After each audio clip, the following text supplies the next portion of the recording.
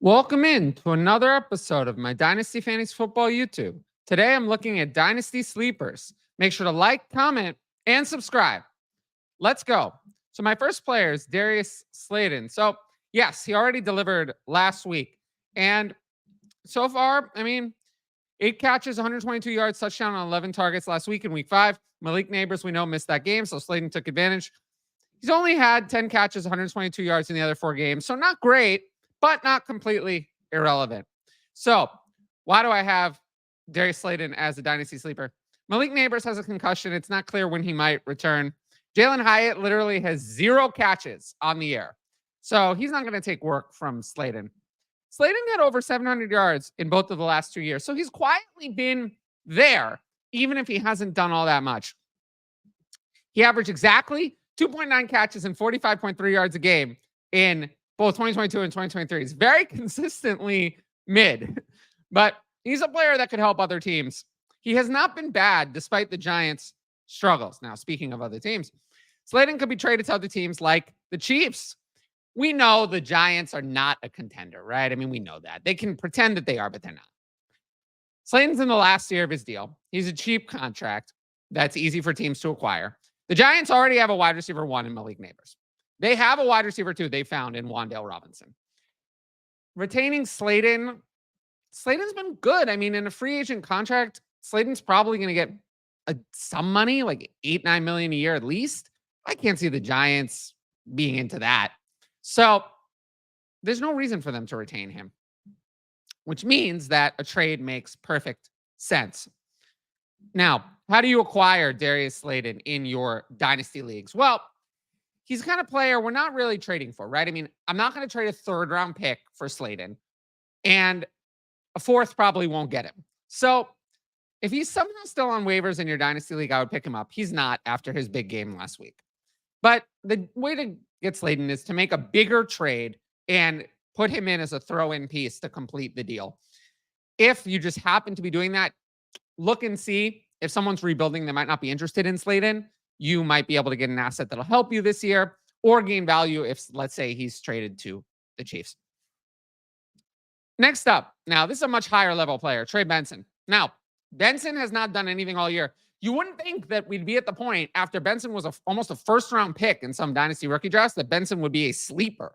But that's where we are. He's barely played outside garbage time.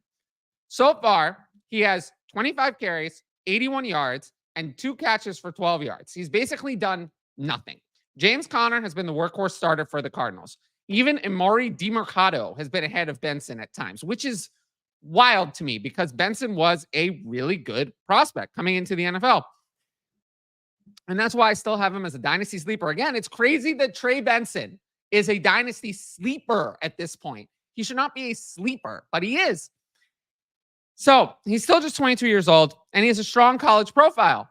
In 2022, he had 154 carries, 990 yards, and 9 touchdowns, 6.4 yards a carry, and 13 catches for 144 yards. And last year, 156 carries, 906 yards, 14 touchdowns, 5.8 yards a carry, 20 catches, 227 yards, and a touchdown through the air.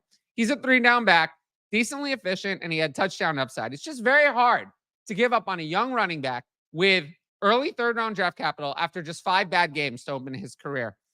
Although I understand why people are panicking. He's definitely lost a lot of value. I'm just saying that I wouldn't dismiss the possibility that Trey Benson could still be good.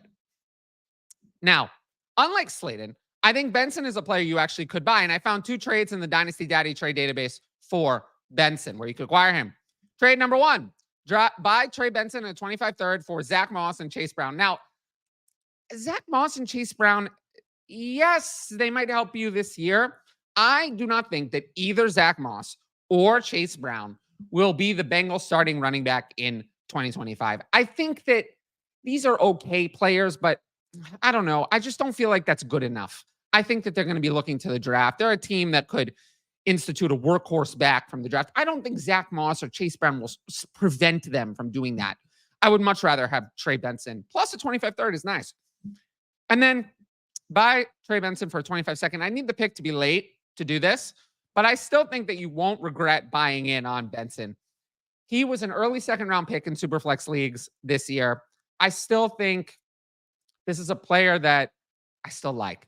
So, this would probably be the maximum I'm willing to pay for Benson. But I'm still pretty in on him, and I'm hoping that he turns it around as the season continues. If you like my YouTube content, you should sign up for the Patreon. You get my rankings, access to the Discord, and the ability to ask in advance questions for the YouTube videos. Tiers begin at just $6 a month and include all of that. Plus, there are the DM tiers for more detailed and more intricate advice. If you want to know more about the Patreon, check out both of my Why You Should Join the Patreon videos on the channel. I really appreciate everyone who signed up and any new patrons who join. Now, like I've said on all the videos, all Q&A will take place through the Patreon. It has really helped in retention of patrons because why would patrons stay if you could get the same advice for free? Why would they stay? Like that's the thing. It just doesn't make sense. So, yeah, there will be no question and answer for free on Twitter. There will be no question and answer for free on the YouTube. The YouTube videos themselves will remain free. But if you want to ask questions about your Dynasty team, that will be for paying customers only. It will not change. I'm not going to change my mind or my approach. So, I really appreciate everyone who signed up, and this is going to be the way things are moving forward. As long as I'm in the fantasy industry, it's not going to change. With that said, let's jump into our next player. Next up is Jalen Polk. So I think this is the week that Polk starts to show more. It's Drake May's first start. Rookie quarterbacks often have good chemistry with their rookie wide receivers. So far, Polk has not been all that great. 9 catches, 74 yards, a touchdown on 19 targets, which isn't bad. 1.8 catches and 14.8 yards a game. The production is bad, but it's not as bad as it seems. We know he almost caught that touchdown. His heel was out. A lot of the issues are in the horrible quarterback play from Jacoby Brissett. Maybe Drake May will improve that. Now, why is Jalen Polk a dynasty sleeper? Well, over the last 2 weeks, things have been significantly better. So if we just look at the last 2 weeks, I think we're moving in a good direction. Polk became an every down player in week 4, hitting 83 and 100% snap counts over the past 2 weeks. So he's been a clear starter over the past 2 weeks. Over those 2 games, he has 13 total targets. Even if it has not resulted in much production, he has been targeted in those games. So I think Polk has kind of turned a corner. And, it's his rookie year. He was a second-round pick. It's not surprising that the first 3 games maybe weren't what we wanted. Now, acquiring Polk. Polk is definitely buyable. There's a couple trades that I saw in the Dynasty Daddy trade database involving Polk. This first one might be a little controversial. I mean, Polk in a 25 third for Calvin Ridley. I got to tell you, I'm not impressed with anything I've seen from Calvin Ridley. Calvin Ridley turns 30 in season. I mean, this is not an asset. Calvin Ridley, not a player I've been in on really since he went away for the mental health issues. I don't think and all the betting and all those other things, I have had almost no interest in Calvin Ridley at all. Yeah, that he's not a player that I've been looking at really whatsoever. And just the poor play this year is not in on that. So Polk for me would be a good way to get out from under Calvin Ridley for take a descending asset, turn it into an ascending asset. And this other one is like buy Polk for Tyler Conklin in a 4th. I mean, this is not real assets. I would like Polk over that pretty easily. So you can see that Polk is still obtainable in your dynasty leagues. Last sleeper, Erick All. Now, All has looked good so far, especially coming off an ACL tear. 14 catches for 92 yards on 14 targets. He's caught all 14 of his targets. That's nice. 2.8 catches and 18.4 yards a game. Considering he's not even a starter and there's other really good weapons on the Bengals offense, this is actually pretty impressive. So he's quietly been there. But the problem is that Mike Gesicki has obstructed his path to being fantasy relevant. He's not going to be fantasy relevant as long as Mike Gesicki is there because it's hard for a tight end to be fantasy relevant anyway, let alone if you're sharing targets or time with another player who's also getting targets.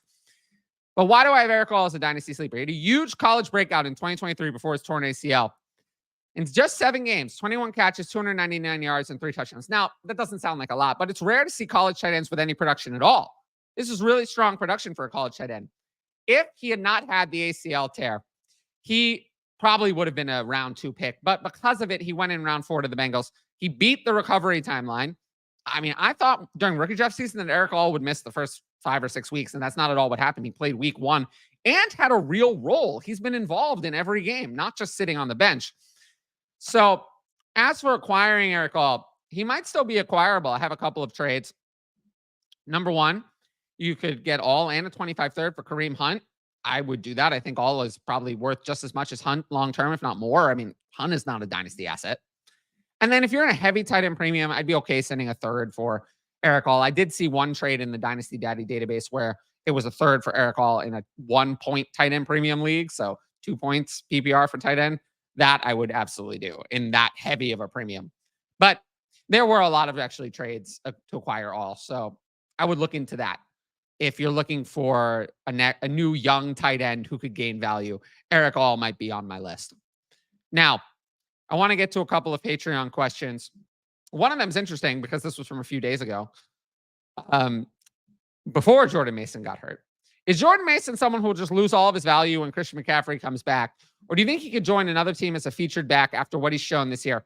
So Mason's a good player. Last night's injury, the AC joint sprain, does not help. Because I think we were on maybe this track, but now dynasty managers are not going to be as sure. The NFL is not going to be as sure. It's possible Mason misses the next 2 weeks. They have their week 9 bye, and then CMC's back. So maybe we saw the last game of Mason as the workhorse starter. Mason's a restricted free agent after this year, turns 26 in May 2025. He's one of the toughest players to value because we've seen he can be a solid RB1 with CMC out, but he doesn't get any work in the passing game. And when CMC's playing, we're not going to be able to use Jordan Mason. We will not. Mason will not be a starter or even a top 25 running back when CMC is in. Mason might eat into CMC a little bit, making CMC, a mid RB1 instead of the RB1, but he's not going to be playable on his own. The 49ers can use a second round tender around $5 million to keep him for sure for 2025. No team is going to give up a second round pick for the honor of signing Jordan Mason to a big deal. That makes no sense. But the 49ers are strapped for cash, so they might not do that. They also have the $3.185 million right of first refusal tender on Mason, but then any team could sign him for no compensation. Either way, though, Mason's risky. He's not going to be in this spot again. Either CMC's going to come back, he's going to re-sign his CMC's backup, or he's going to be on a different team as the starter, but it's not going to be the same as the current situation. So, yeah, I'm a little worried about Jordan Mason, especially now after the injury. I'm more worried that this was just going to be a nice run and we're going to look back in a year and Mason's not going to have really much value left. How long of time periods are you considering when making moves for your dynasty leagues? Okay. So generally projecting anything more than 2 whole years is impossible. I mean, typically we're in season now. I mean, I'm thinking maybe about where we might be in the 2026 offseason. I'm not thinking about the 2026 season. That's too far away. When I'm in an offseason, so this past year, I was looking at how would 2024 go? How would 2025 go? And think about what a player would be worth then. It's all, though, case by case and subjective. If you want to really know what I think about this, it varies from position to position. This is not something I'm going to cover on the YouTube channel. It's just not. It's not going to work in a 15-minute video. And I found that that's the content that people want on the YouTube channel. Whenever I release anything that's longer, it doesn't do well. So this type of stuff will be on the Patreon basically only. Can't see myself doing dynasty strategy videos really on the YouTube. That's not the content that does well. So the patreon.com/fantasy advice, you can get my in-depth response to this. And also, this is the kind of thing I love interacting with my patrons. I love having back and forth discussions, explaining things, but that works better in a back and forth discussion than in a static video. So in general, 2 years-ish, but that's, a one-word answer to a very complex question. Now, if you like the video, make sure to drop a like and leave a comment with your thoughts. As always, the best way to support the channel is to subscribe. And don't forget to hit that notifications bell so you can be notified about all my exciting content as it drops. Of course, if you want my best fantasy football advice, it's available on the Patreon. Dynasty, start sit, redraft, and more. And every sign-up helps support my independent content. But once again, thanks for watching, and I'll see you all later.